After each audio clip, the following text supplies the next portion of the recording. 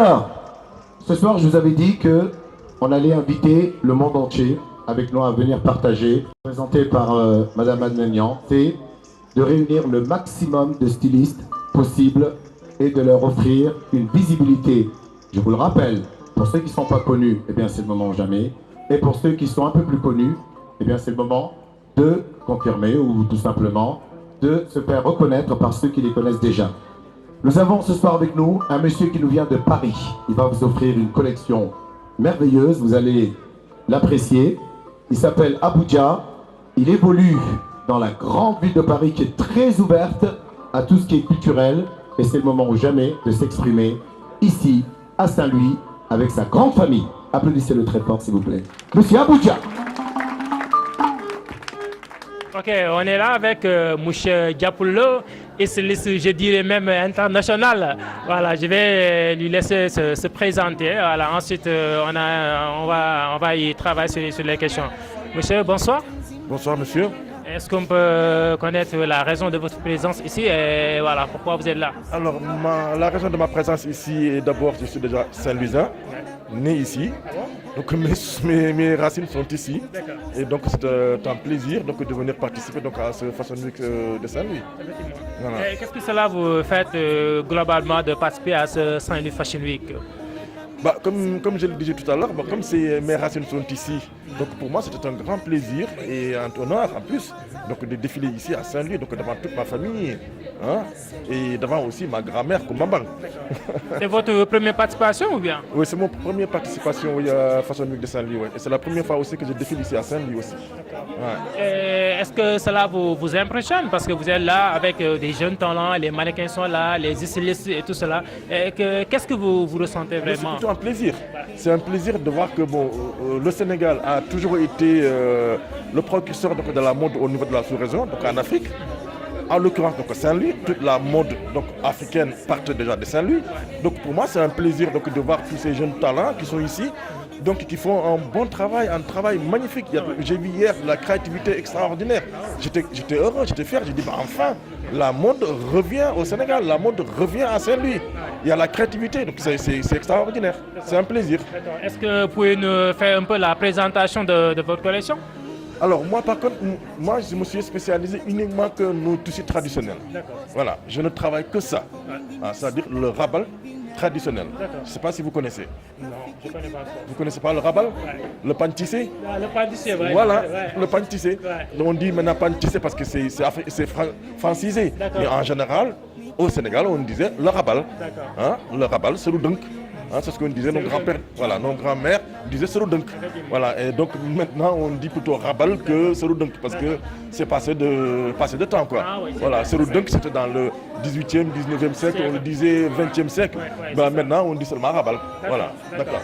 Alors moi, je me suis spécialisé là-dessus. Donc pour le moderniser, pour que ça puisse être remis au goût du jour.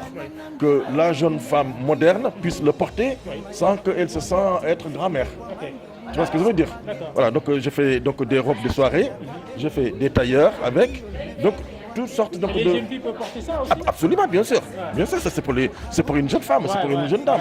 Donc disons de 25 à 50 ans, 55 ans, selon les styles, selon les goûts, pour le porter. Donc chaque vêtement est adopté selon comment s'appelle l'âge de la dame et puis voilà son style de s'habiller et tout ça. Donc voilà, donc ça n'a pas de limite. Ça n'a pas de limite quand on est créateur, on doit avoir une créativité débordante. Voilà. Une fois qu'on a un tissu devant soi, on doit savoir faire avec tout ce qu'on a envie de faire. Voilà. Donc, et les autours? Les autres c'est pareil aussi, donc c'est pareil, donc c'est plusieurs couleurs et styles de tissage différents.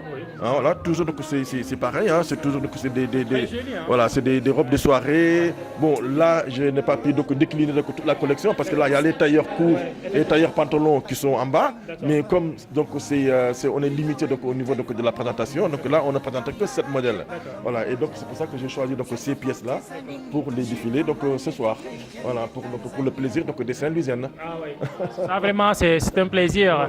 Voilà. Ça va leur rappeler si vous voulez donc, leur grand-mère, arrière-grand-mère qui portait ces tissades-là avec élégance. Hein? Parce que bon, à l'époque, quand une dame portait donc une seroudunk avec son grand boubou en tchoup et tout ça, et son tchawali, c'était autre chose. Avec le collier en perles pémées, comme on disait, c'était extraordinaire. C'est ce que portaient nos grands-mères, nos arrière-grand-mères et nos mamans, et ce qu'elles ont porté. Donc aujourd'hui, une jeune fille aujourd'hui qui n'a pas connu cette période-là, qu'on lui donne donc un tissu que portait ses arrière-grand-mères, qu'on le met au goût du jour pour elle-même, je pense qu'elle ne peut être que ravie. Voilà. Donc c'est ça ma démarche. C'est ce qui me permet de rester toujours sénégalais et Saint-Louisien quelque part.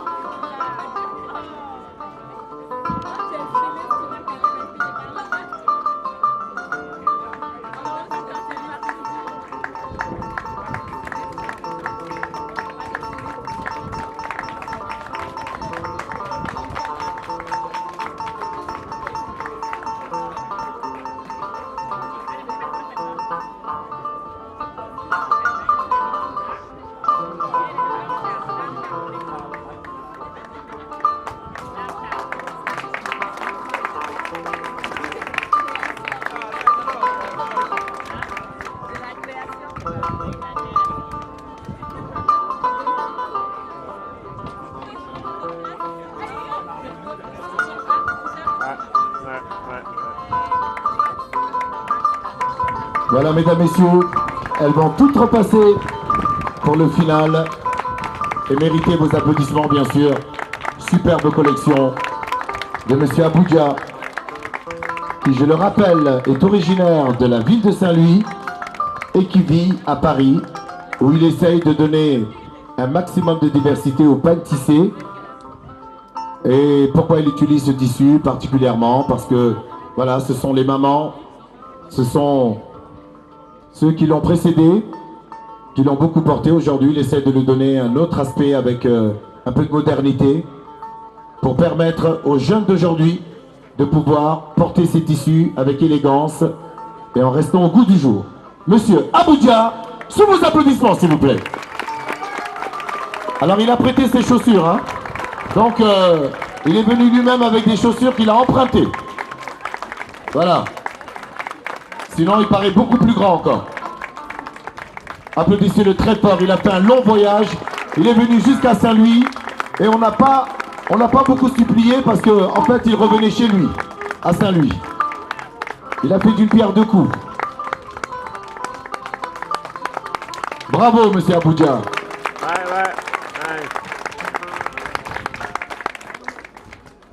Embellissement des dames. Retour aux sources avec les tissus. Modernité avec la façon de travailler les différents tissus. Voilà tout ce qui le caractérise.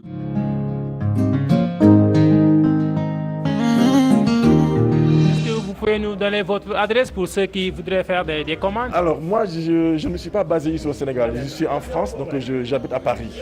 Mais je fais toujours des voyages donc, au niveau du Sénégal donc, pour participer donc, à des événements et tout ça. Et là-bas en France où je vis, donc je porte toujours donc, le flambeau sénégalais. Hein. Toujours, je dis que je suis sénégalais. Voilà, et que mes créativités, tout ça, c'est fait par les artisans sénégalais. Et ça vient du Sénégal. C'est pas quelque chose, c'est pas industrialisé. Non, non, non. C'est fait main. Tout ça, c'est fait main. C'est par nos artisans qui ont fait ça. Et donc moi, je viens, je les commande ici et puis je les amène pour les travailler. Voilà. Et les Européennes adorent. Parce que les Européennes, elles aiment tout ce qui est historique. Voilà. Et donc ces vêtements-là donc, véhiculent donc, une histoire. Voilà. Voilà. Cette année, il y aura le Festival international de la mode africaine ici à Dakar, en mois d'octobre. Est-ce que vous allez participer? Bah, j'espère. Je suis en train de négocier donc, pour pouvoir venir participer à ça. Parce qu'il n'y a pas de raison. Donc du moment où je représente donc, mon pays de l'autre côté, c'est normal que quand il y a un événement de cette envergure donc, ici au niveau du Sénégal, c'est normal que je vienne aussi y participer. Voilà, ajouter, si vous voulez, ma pierre donc, à l'édifice pour que ça puisse pérenniser. Voilà. Parce que moi, mon seul plaisir, c'est que le Sénégal puisse vraiment reprendre sa place au niveau de la mode et au niveau de la créativité. Et là, en ce moment, depuis que je suis là, ça fait maintenant 9 mois que je suis donc, au Sénégal, ce que je vois dans les vitrines donc, des couturiers, c'est extraordinaire. Il y a une créativité débordante, extraordinaire. Voilà, vraiment, il y a une imagination vraiment extraordinaire. Voilà, je ne fais que j'ai les yeux qui écarquillent partout parce que je me dis à chaque fois, je dis waouh, c'est quelque chose que je ne pensais pas quoi. Hein? Même bien vrai que ils ne sont pas allés à l'école pour suivre une formation entre guillemets, disons, moderne, mais ils ont une créativité débordante, extraordinaire. Ça a toujours été le cas. Le Sénégal, tout ce qu'il n'aime pas, c'est de voir.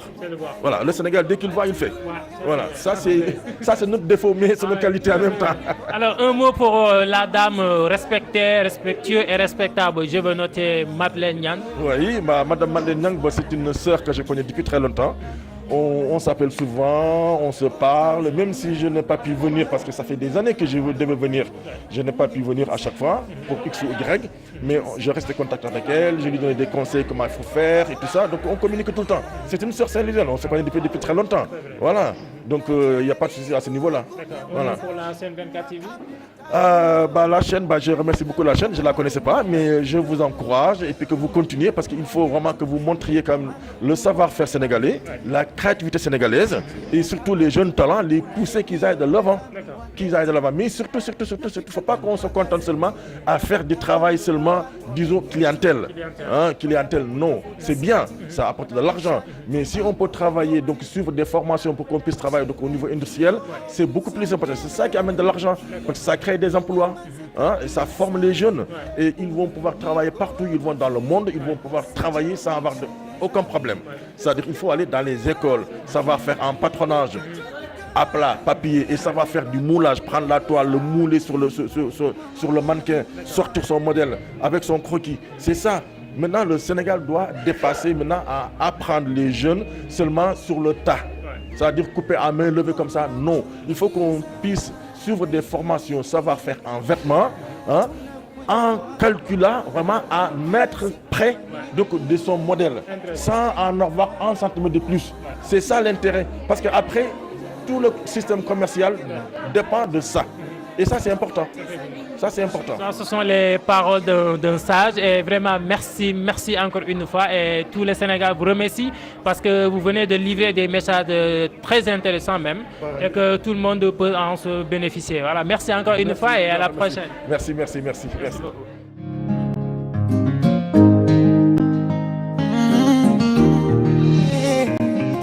Oh, niña más de mi, mi